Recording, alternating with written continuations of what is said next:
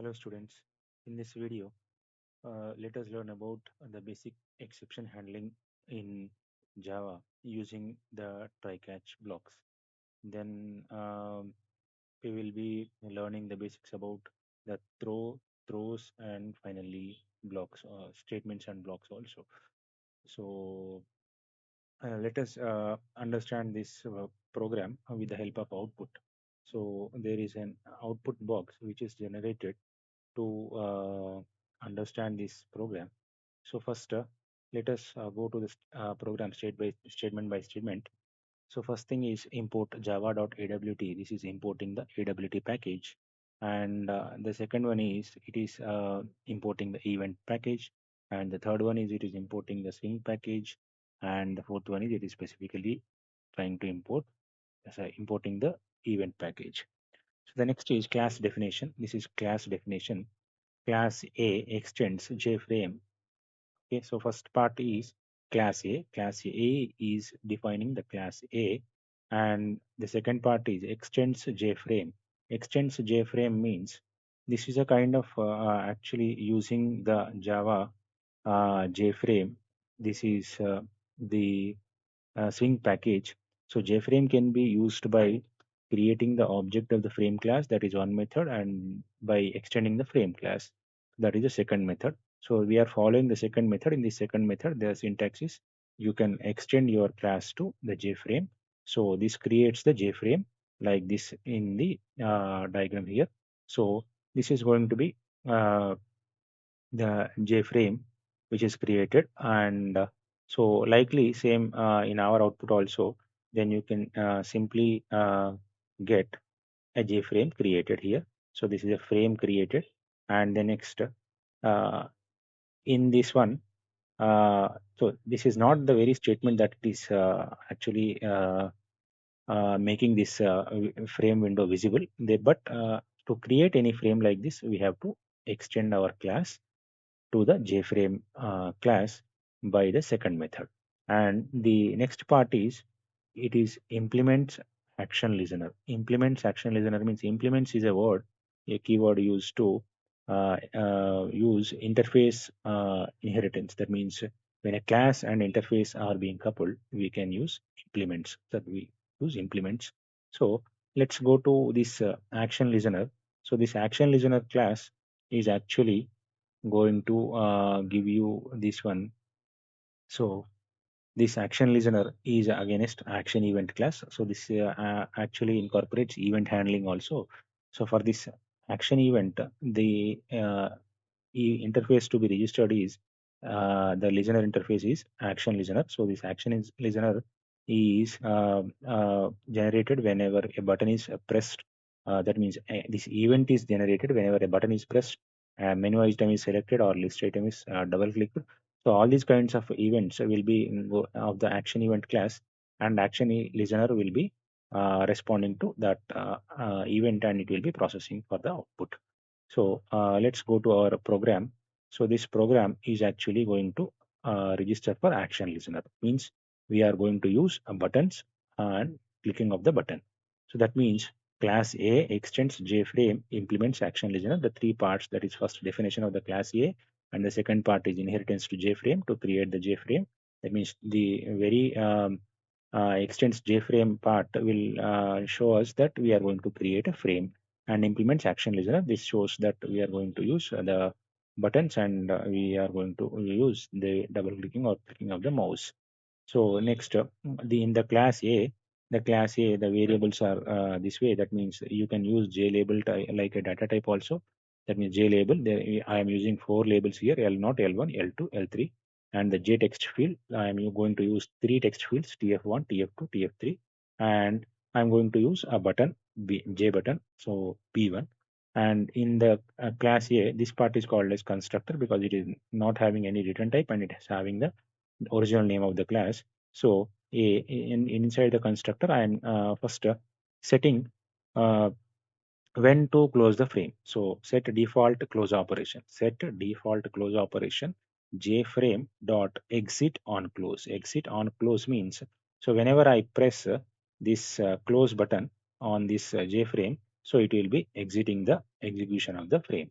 So till that point, the frame will be execution, and in the run command, you will see that the program is under execution. And the next is set title. This is a default method in the JFrame class. So set title integer division. Okay, so it will be setting the title as integer division. So set title integer division. You can see here the default method in the JFrame class. So set title is as usual. It is going to be same like AWT frame in the swing package also. So if you use a set title method, that is an inbuilt method, and this will be giving the title of the frame. So because I'm using the inbuilt method with the inheritance, I need not use the object type here. So I can go to directly use the set title as the method, and when I call the set title method, it will actually set the title to the integer division. So next, set size. Set size is also default method that you can simply call from using the JFrame, using the inheritance which is there in the JFrame class. So in the JFrame class, this the whatever is the things that are available in the frame class are also available in the JFrame class. So set size is one thing that you can set the height and that is height and width of the frame. So you can give the parameters as height and width. So this will set the title. Width is the first one, and second one is going to be the height. Then next, moving on to the next one. So this will create the frame with the 440 width and the 400 height. Next, set layout. New layout. Set layout is also a default method in the frame class. So you can set a layout that is a new flow layout. Flow layout means whatever is the things that are added in the frame that are going to be printed using from the left end to the right end. So it will start printing from the left end, from the top row, and in the top row, it will start from the left. So after the completion of the first row, it will start from the second row, and after completion, it will start from the third row. So this is called as flow layout structure. So that flow layout will be setting out. Next, I am adding the labels. No, so 4 labels I am adding. Now I am going to define the label, how it is going to be displayed. So L0 is equal to new J label, that is welcome to the integer division application by Java. So you can see add L0. Add L0 means this label is actually created here, that is instantiated, and that label is being added. And you can see here that a label is being displayed on the top row because it is the first one to be added. Okay, so in the top row from the left it is started. So I gave some space. It is displaying some space, and to the right side also it is displaying some space. So next is L1 button, L1 label. So L1 label is enter number one. So you can see here after the space is completed, it is starting the second row from the left. Enter number one. It is displaying enter number one, and I'm because it is I'm adding L1. Then next, after the L1, so I need a text field, and that text field is created using this instantiation. TF1 is a text field one, and a new J text field. This is instantiation, and this 10 means this will display the width of the text field to 10 columns. This will display the width of the text field to 10 columns, but there is no restriction on the number of characters that are going to be entered in this text field. You can enter as many are possible by this text field. So the only display will be 10 columns in the swing package, and it will be approximately equal to 10 characters. That means you can visit 10 characters here after typing. So then next add TF1, though it is adding TF1 after the label one. Then next I'm going to add label 2 after the label text field 1. I'm going to add label 2. So this label 2 is giving by J label enter number 2. So this is all automatically deciding its length. So whatever is the length of this text, it will create that much length of the label. So after the label add L2, I'm going to create TF2, that is text field 2, text field 2 for the number 2. So text field 2 is also of 10 size, and I'm adding TF2. And the next B1, I'm going to create some button B1, so that upon clicking this button divide, so it will give the number 1 by number 2 result. So then next add B1. So button B1 is added, and the space is completed. It will start in the third row from the left side. So button B1 is added. Next, B1 dot add action listener. This, so that means B1 is a button I am going to use. Okay, because I actually want to click the button, and then upon clicking the button, I need to display. That means I ask the compiler to display the result. So that needs an action listener. So I am registering it with an action listener, P1 dot action listener. This is a current object output, current object keyword. So now this is making the current object B1 dot add action listener. This now next L3. L3 is a next label after divide. So that is the result label. So I am adding L3 and it is displaying after the divide. Then next text field 3, TF3 is equal to new text field, and I'm just going to add TF3 here. Okay. So then next I am using this set visible. Set visible means I have to actually set the window that is frame created visible. So the boolean value is true. So then only it will be visible. Otherwise it will be hidden. It will be created, but it will be hidden. So with this, my constructor class that is open is going to be ending here, and this is going to be something which is actually our imagination of the frame which is going to be created, but we are verifying it with the output to learn it easily. So next, there is one more method, public void action performed action event AE. So you can simply catch it here that I am registering it with an action listener. So I am going to create an action event.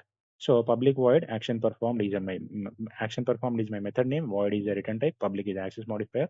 And action event is going to be event, and its name is AE. The next, inside this method I am going to give a try block because it is an integer division. So there will be always a possibility of the user entering non-integers or characters or anything. Then if the user is entering the non-integers or characters, then it have to throw an error for this one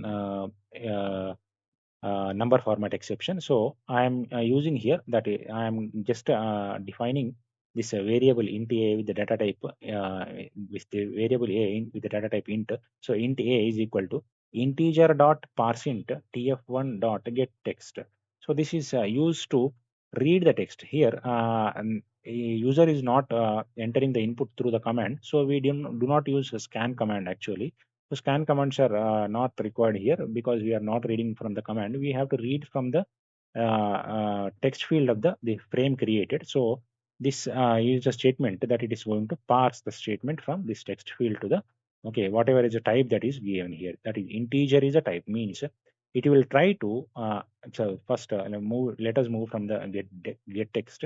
So tf1 means the text field one dot get text. So whatever is the uh, uh, uh, input entered by the user in the TF1 space or text field is going to be fetched by the compiler, and the next the JVM is going to try it to turn it like an integer. So if the integer conversion is successful, then it will be loading the a variable with the integer. That is why we are going to parse it. Means integer dot parse int. So whatever is the input that is entered by the user, okay, it is fetched by this statement, and it is going to try to convert it into integer. So if it is successful, then it will load a. Okay, then next int b. Int b is equal to same, but the text field is different. So you can see here the number entered in the text field 2 or the character entered in the text field, whatever it is, the input entered by the user in the text field 2 is going to be fetched here, and it is going to be it will try to display it as it will try to convert it as an integer, and if the integer conversion is successful, then it will load b. Then next I am going to use the if condition here. If condition is used here if b is equal to 0, that means the denominator is 0. The denominator is 0 means this is going to be uh, the exception because it is going to be dividing by 0. Dividing by 0 is not actually possible through the computer. It is not defined operation. So it will throw an exception, and it is an inbuilt exception in the Java, and that inbuilt exception will be thrown and the program will be terminated if you do not handle that exception. So here we will enter into this one, the try catch handling. So you can see the try block here. Inside the try block, I am trying to fetch the integers because the text fields entered by the user can be anything, not only integers. So I am trying to get only integers. If not integers are entered by the user, so these two statements automatically automatically throw a number format exception, and that exception has to be caught by the user by some giving some catch block. So let us see it later. But next, if b is 0, that means if b is 0, there is an inbuilt exception in Java, but I am trying to use it here to get an enlightenment of the throw statement. So if b is 0, throw new arithmetic exception. So dividing by 0 is an arithmetic exception in Java. So I am saying that the compiler may, that is JVM may throw new arithmetic exception. So arithmetic exception is thrown and it should be handled by a catch block. That means this is thrown by the user explicitly. This is explicitly thrown by the user, throw new arithmetic exception. So next is float C. That means I am defining a variable with float data type is equal to in the parenthesis float a by b. So this is typecasting. User is explicitly giving the command to the to operation. That means the a by b, the result of a by b should be converted into float. So this is typecasting, and you can understand what is the typecasting from this thing. You can actually see this typecasting here. So if you are using the target data type here, that is called as typecasting, and the user will be the data type, the another data type is converted by the programmer using the casting operator. So this is called as casting operator. Inside a parenthesis, you will put the target data type. So this typecasting is used because in the integer division, you may enter both integers, but the result may be the float. So that is why I am displaying the, so I am defining C as a float, and I am casting this A by B to be a float. So the next tf3 dot set text string value of C. tf3 dot set text string value of C. So this is going to be the text field 3. Text field 3 will be displayed with this result. That means set text string value of C. So this string value of C is going to be displayed, okay, in the TF3. So that is displayed in the TF3. That is a meaning of that statement. And the next, because I have here try block should be immediately given with a catch block. Otherwise, that is invalid. So let us see some rules about try and catch block. So this try block and catch block, they have some specific rules in Java. So that means you have to give a try block definitely to handle the exception, because catch is only the block that can handle the exception, and catch cannot be independently existing block. Catch block can be existing only if you use try block. So that means try block is going to be definitely there when you are going to do exception handling, and the catch block will also be there, because the catch block is the real exception handler. So you can see some points about the try block here. The try block contains a set of statements where an exception can occur. That means whatever are the statements that can be throwing exception, that user will identify those statements, and he will put it in the try block. And a try block is always followed by a catch block, which handles the exception that occurs in associated try block. That means so. You can use multiple try blocks, and you can use multiple catch blocks, but every try block should be associated with at least one catch block. So a try block can have multiple catch blocks, but every try block should be associated with at least one catch block, and a try block should be followed by a catch block. So if after the try block you cannot give anything except catch block, and before the catch block you cannot give anything except the try block. So then next, this is going to be at least one catch block, and finally block also can be there after the try block.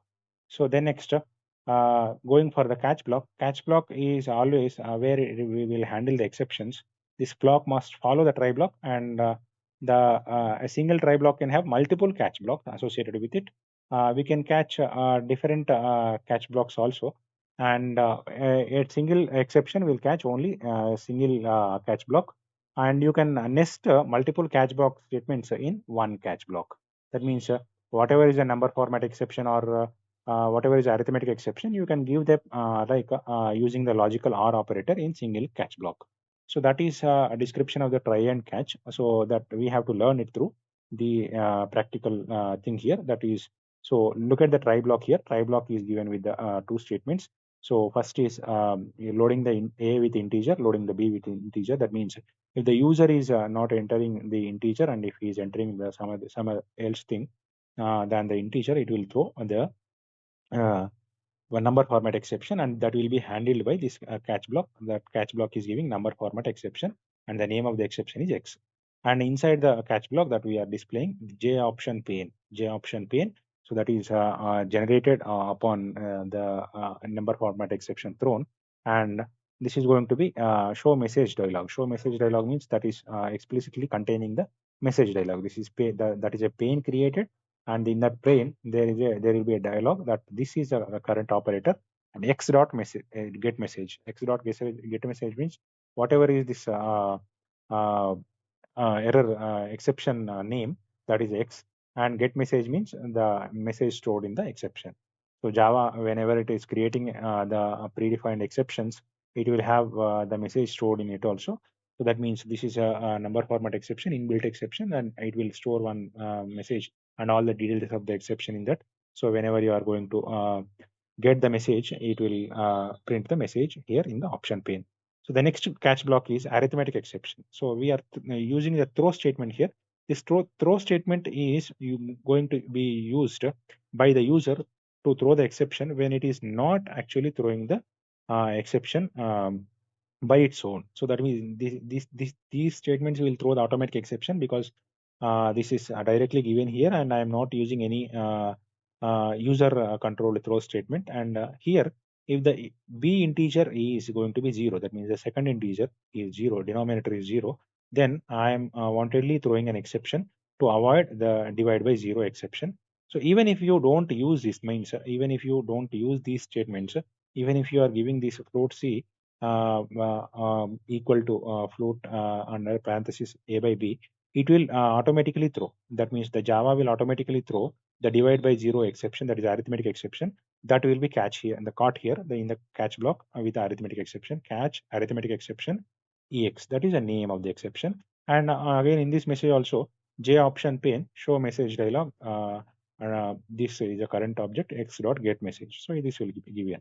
So now both kind of exceptions are thrown in the try block, and I am catching the both kind of exceptions in the catch block. If I fail to catch these exceptions in the catch block, then the exception thrown by the try block is not actually handled. So then it will terminate the program execution. So before terminating the program execution, it will look for any finally block defined in the program. So it will be it can be given here finally block, and this finally block is reading here J option pane show message dialog that this is a current operator. Your division app is working fine. So whether this exception is handled or not handled, that means the exception thrown by the try block is handled or not handled, this finally block is going to be executed before the termination of the program. That means if you handle this one, the catch blocks will catch the statement, and then the finally block is going to be executed. If you don't catch these exceptions using the catch blocks, then also the finally block is going to be being executed. So this is the meaning of the try, catch, and finally blocks, and the meaning of the throw statement. So the throw keyword.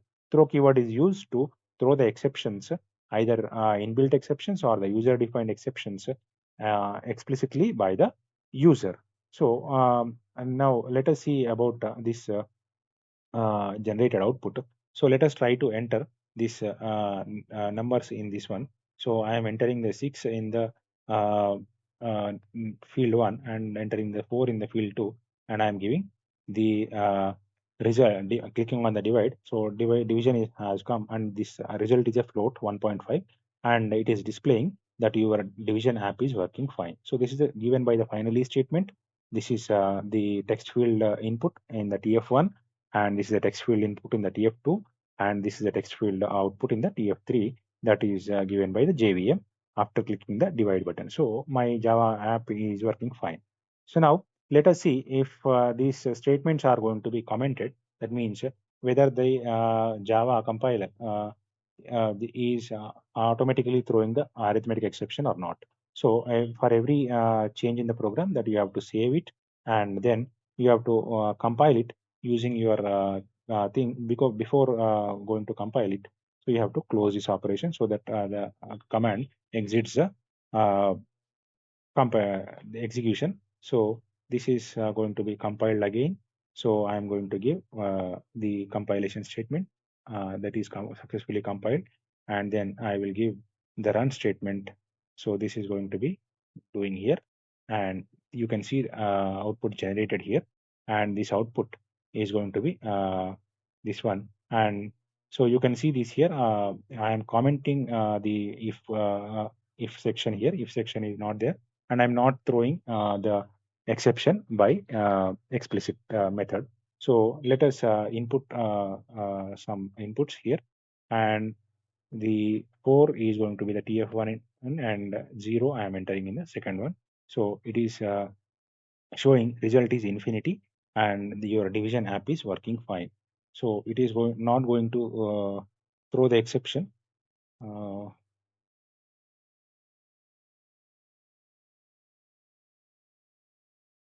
because the divide by 0 is defined as infinity in the uh, type of data. So now let us actually go to change this into int type. And if I say that it is going to be an int type, and I'm eliminating this typecasting operator, so just I will be defining int c as a by b. And now let us go to execute the program again.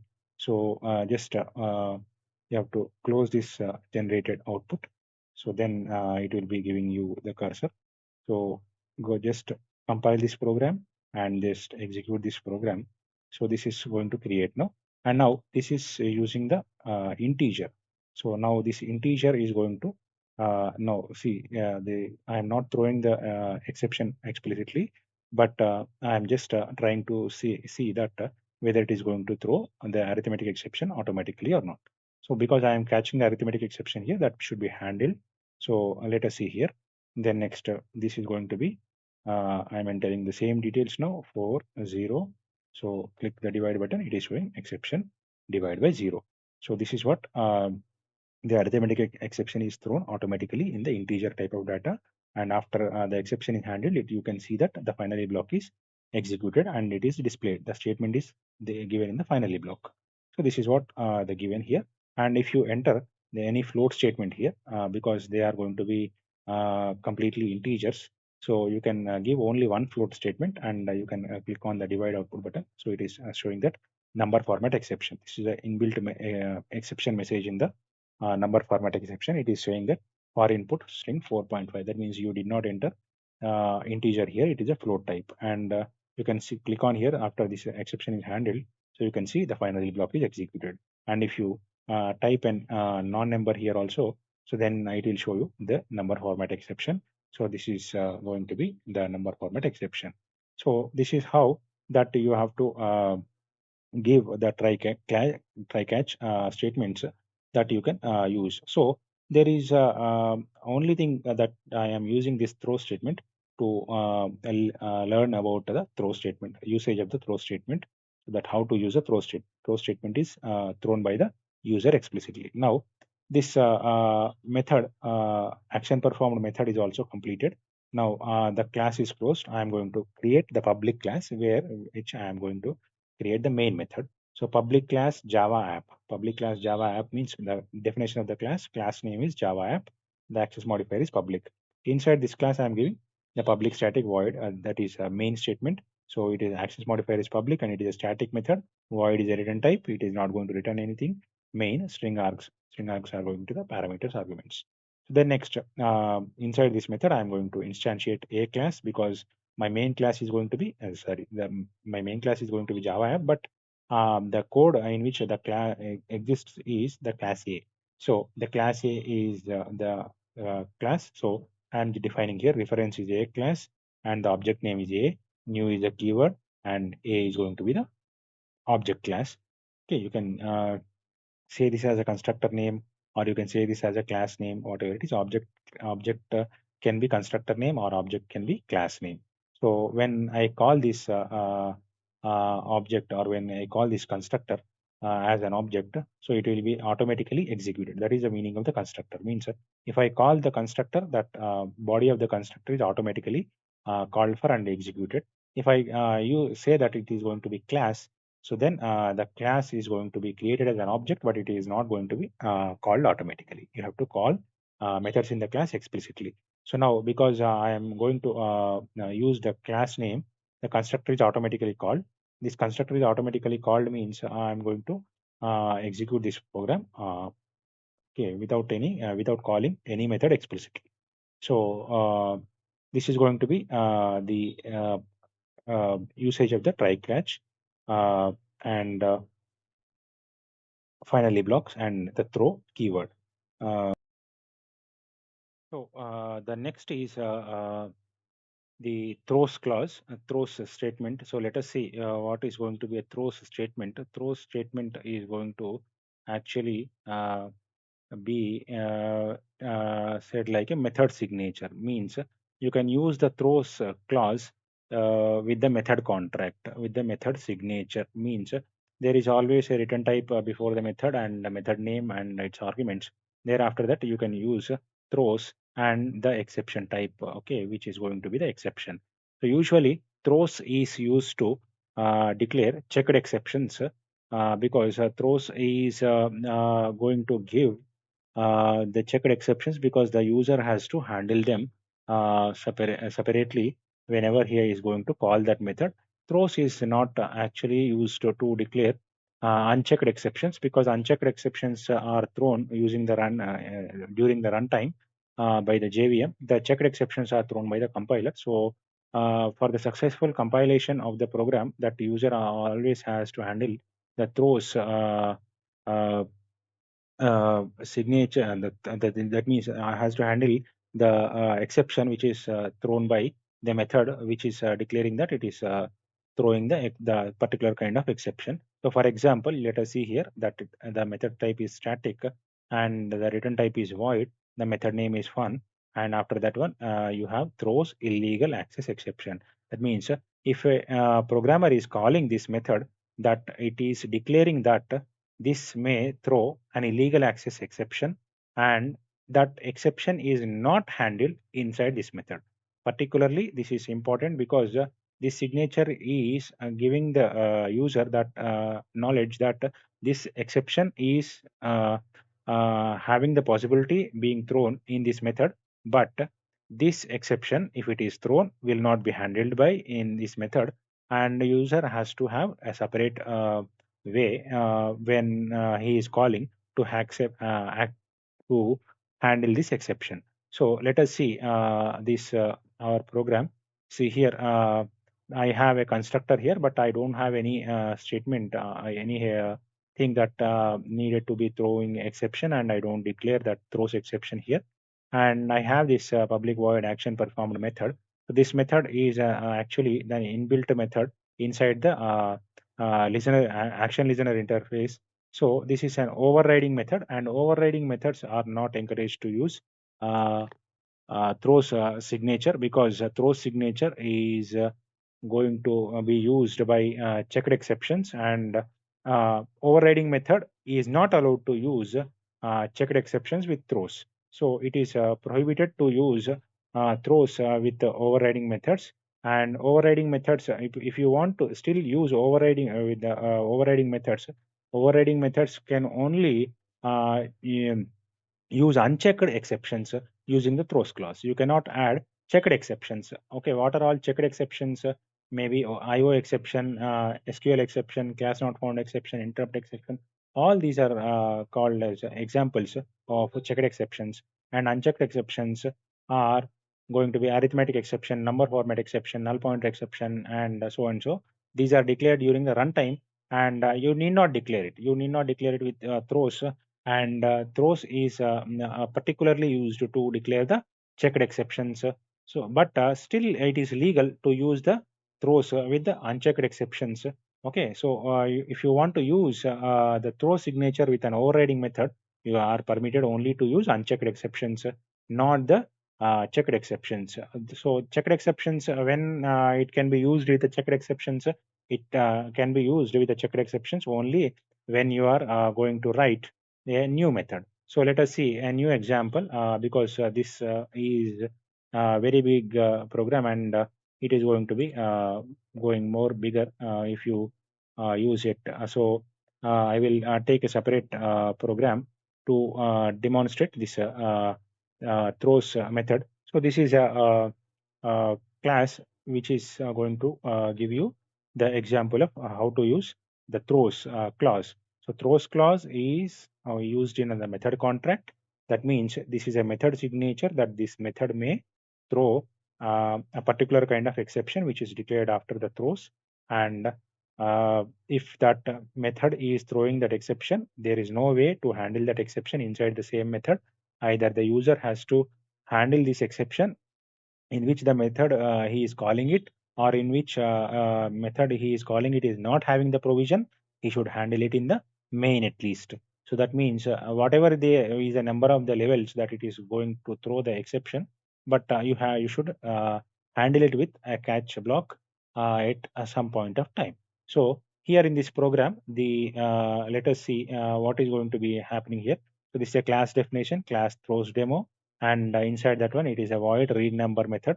So read number is going to be happening here, and this is having the throws clause, throws number format exception. That means this is indicating to us that this may throw a number format exception. And here you have one statement which is giving int x to the left hand side of the equation, means that x is an integer declared with the data type int. So this is going to be on the right side, integer dot parseInt abc. So you are well known to this method, that whatever is there inside this parenthesis, that number, if it is trying to, if it is converted into integer successfully, then it will load with the, it will load in the x. If it is not converted into integer successfully, then this will throw a number format exception. So read number always throws a number format exception, that is confirmed now. Now after that one, you have a void process. So this void process is also a method, and this is also having a signature throws number format exception, because let's see inside the body. So it is calling only read number method. So this is a second level. So read number method is called in the process method, but it is not, it is also not handling the exception, because you are having the signature here. You will not have a process to handle that exception. So next time we are going to declare the main method public static void main string args, and inside this method you need to handle, you need to call this read number if you want this throws demo has to be explained. So that means to get the output of any other method, we have to call this method. So first you have to instantiate this class. So new throws dot demo instantiates the class, and this class is created into object, and in this object process is a method, and you will call this process method from the object throws demo. So this is not having the object name, but it will be defaultly calling the process method. You need not call it like a object name dot process. So because exception has to be handled in a catch block, so you definitely need to have a catch block. So if you want to call the process method, so process method always calls the read number method. Read number method always calls the number format exception. So read number method is throwing the number format exception. So to handle the number format exception, you need a catch block. But to have a catch block, you should have a try block.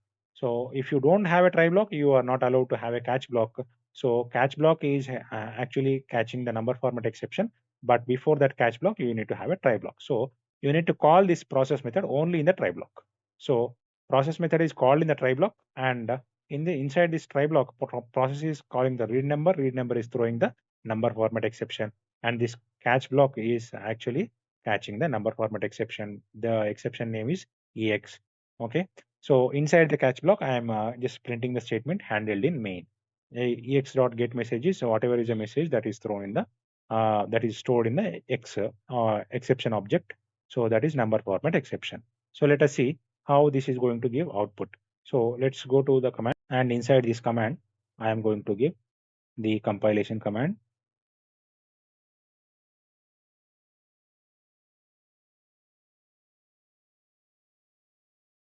So this is compiled successfully, and this is going to give the output here. So this is showing handled in main or input string ABC. So this is the message stored in the number format exception, and this is the statement that we are printing here.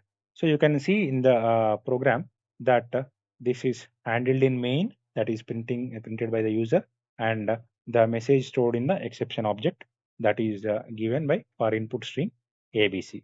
So now let us actually try to uh, catch this exception in the process method itself. So we need to remove this throws block. So just you need to uh, give commentation to this one, and you just give the process method a body. So let us make this one uh, also commented, and let us have this try catch blocks inside the process method instead of in the main method. So you just copy paste here, and you comment here, and you just have to give how to call this uh, the process method inside this one. So that will be enough. So inside this one, you just call the process method, so that it is going to be new. This yeah, just copy paste this statement. So this statement is going to be calling the uh, process method. So this is enough, and let us see how this is going to be handling this one. So because this instantiation should not be there here, uh, and I am removing this one, and I'm just calling the read number method. So just copy paste the read number method. So that is going to give this one instead of this one. So now you can see this program. This is giving the meaning that first read number is a method that is having the throws signature, and it is going to throw number format exception. And inside the process method, I am actually wanting to call the read number method. I want to handle the exception here, so I am giving a try catch block because this method is throwing the exception. I need to put it in a try block. Then the catch block will follows it, and it will be having the number exception, number format exception. And because this is handled in process method, let us make a difference here, and this is going to be handled in process. So let us save this program, and let us see for the output. So just go to the command, and then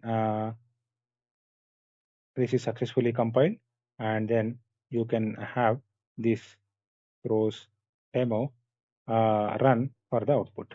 So this is saying here now that handled in process for input string ABC. So this is how you have to use the throws method. And the rule of the throws method is throws clause is throws is a clause with a method contract that it declares to the user that it may throw an exception which is not handled in the method itself. The user should make an arrangement uh, to handle that exception whenever that method is called particularly. So that is how the throws method is going to be used. And throws method need not be used with the overriding methods. Throws method, if it is used with the overriding methods, it is not permitted to carry the checked exceptions. It is only permitted to carry the unchecked exceptions, and you need not declare the unchecked exceptions with the throws. So throws is discouraged to be used with the overriding methods, and throws can be used with the constructors, and throws can be used with the new methods. Okay, so that will be the idea of throws clause with the exception handling process. So thank you.